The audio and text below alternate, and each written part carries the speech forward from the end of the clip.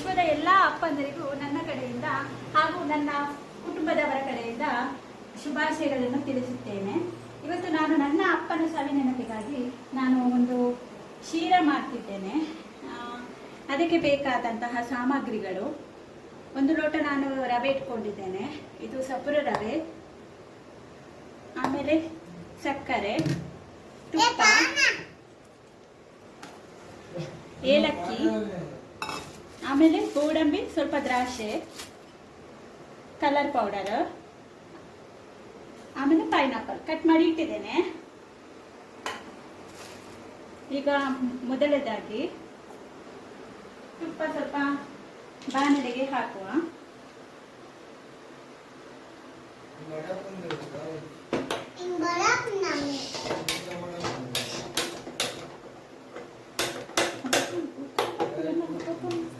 ನೋಡಿ, ಸ್ವಲ್ಪ ತುಪ್ಪ ಹಾಕಿದ್ದೇನೆ ನಾನು. ಅದು ಸ್ವಲ್ಪ ಕಾಯಬೇಕು. ತುಪ್ಪ ಕಾದ ನಂತರ ನಾವು ಸ್ವಲ್ಪ ದ್ರಾಕ್ಷೆ, ಗೋಡಂಬಿ ಎಲ್ಲ ಹಾಕುವ.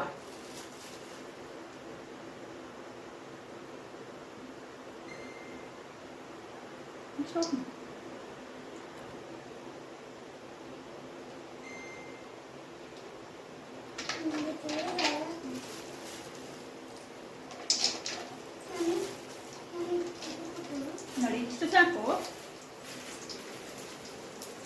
ಸ್ವಲ್ಪ ಫ್ರೈ ಮಾಡುವ ನಾವು.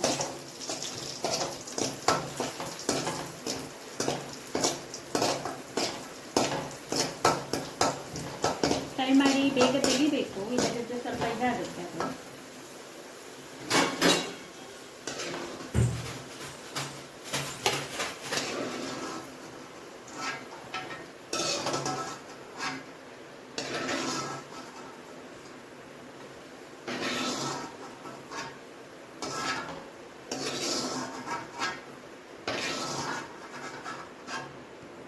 ಇದೇ ತುಪ್ಪಕ್ಕೆ ನಾವು ರವೆ ಹಾಕುವ.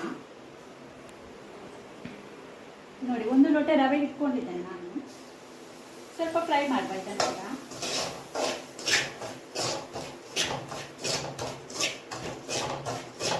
ಸ್ವಲ್ಪ ಮೆಲ್ಲ ಉರಿಯಲ್ಲಿ ಇಟ್ಕೊಳ್ಬೇಕು, ಇಲ್ಲದಿದ್ದರೆ ಸೀದೆ ಹೋಗುತ್ತೆ, ಟೇಸ್ಟ್ ಎಲ್ಲ ಹೋಗುತ್ತೆ.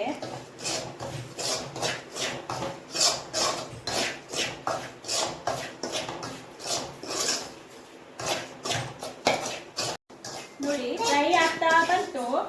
ಸ್ವಲ್ಪ ಕಲರ್ ಚೇಂಜ್ ಆಗಿದೆ ನೋಡಿ ಫ್ರೈ ಆದಮೇಲೆ. ಇದಿಷ್ಟು ಕಲರ್ ಬಂದು ಸಾಕು. ಆಮೇಲೆ ಈಗ 1-2 ಲೋಟ ನೀರು ಹಾಕ್ತೇನೆ. ನೀರು ಮೊದಲು ನಾನು ಕುದಿಲಿಕ್ಕೆ ಇಟ್ಟಿದ್ದೇನೆ, ಬಿಸಿ ನೀರೇ ಹಾಕಬೇಕು. ತಣ್ಣಗೆ ಹಾಕಿದರೆ ಗಟ್ಟಿ ಆಗುತ್ತೆ. ಹಾಕಿದ ತಕ್ಷಣ ರಪ್ಪ ನಾವು ಹೀಗೆ ಮಾಡಬೇಕು.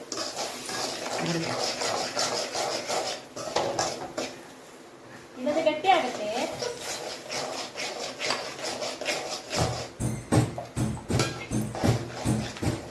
ರವೆ ಸ್ವಲ್ಪ ನೀರು ಜಾಸ್ತಿ ಕುಡಿತಾ ಇರುತ್ತೆ ನೋಡಿ, ಹಾಗೆ.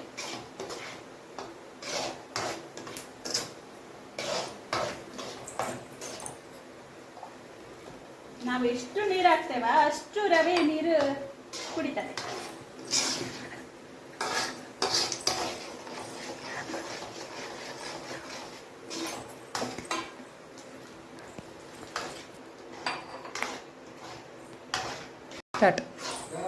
ಈಗ ಇದಕ್ಕೆ ಶುಗರ್ ಆಡ್ ಮಾಡುವ. ಸಕ್ಕರೆ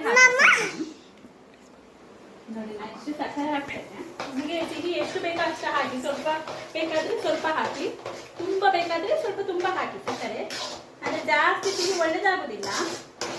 ಸ್ವಲ್ಪ ಲೈಟಲ್ಲಿ ಹಾಕಿ.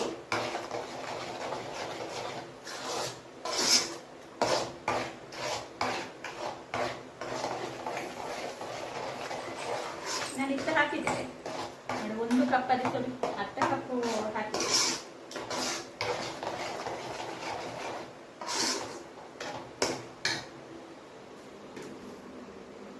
ಸ್ವಲ್ಪ ಕಲರ್ ಪುಡಿ ಹಾಕುವ. ಕಲರ್ ಪುಡಿ ಹಾಕ್ಲಿಕ್ಕೆ ಇಷ್ಟ ಇದ್ದವರೆ ಹಾಕಿ, ಇಲ್ಲದಿದ್ದರೆ ಪರವಾಗಿಲ್ಲ, ಇದನ್ನು ಸ್ಕಿಪ್ ಮಾಡ್ಬೋದು. ನಾನು ಸ್ವಲ್ಪ ಕಲರ್ ಹಾಕಿದ್ರೆ ಚಂದ ಬರುತ್ತಲ್ಲ.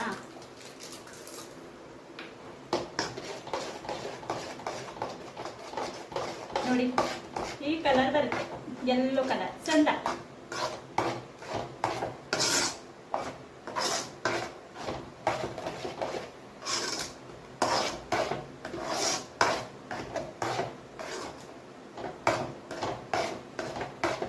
ಆಮೇಲೆ ಇದಕ್ಕೆ ಸ್ವಲ್ಪ ಪೈನಾಪಲ್ ಹಾಕ್ತೇನೆ.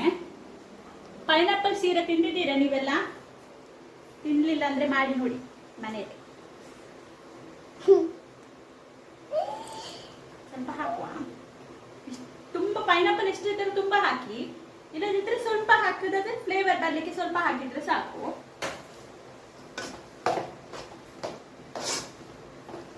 ನಿಮಗೆ ಕಟ್ ಪೈನಾಪಲ್ ಯಾವ ತರ ಕಟ್ ಮಾಡಬೇಕು, ಸ್ವಲ್ಪ ದಪ್ಪ ಆದ್ರೆ ದಪ್ಪ ಕಟ್ ಮಾಡಿ, ಇಲ್ಲದ್ರೆ ಸಣ್ಣದಾದ್ರೆ ಸಣ್ಣದಾಗಿ ಕಟ್ ಮಾಡಿ ಹಾಕಿ. ಸ್ವಲ್ಪ ನೀರು ಹಾಕುವ, ದಪ್ಪ ಆಯ್ತು.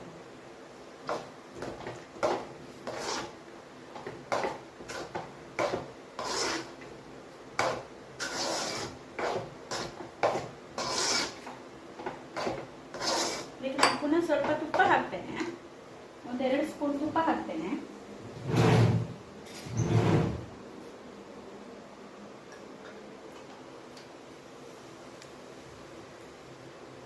ತುಪ್ಪ ಹಾಕಿದಷ್ಟು ಚಂದ ತಿನ್ಲಿಕ್ಕೆ ಟೇಸ್ಟ್ ಬರುತ್ತೆ.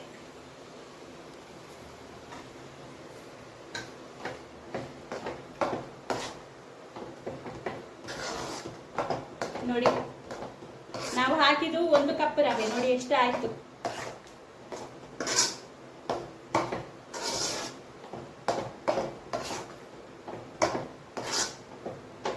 ಇದಾದ ತಕ್ಷಣ ಏಲಕ್ಕಿ ಹಾಕುವ.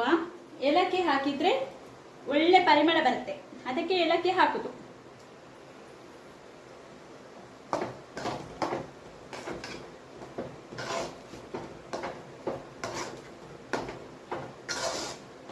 ಆಮೇಲೆ ಕೊನೆಗೆ ನಾವು ಫ್ರೈ ಮಾಡಿದ ಗೋಡಂಬಿ ದ್ರಾಕ್ಷಿ ಹಾಕುವ.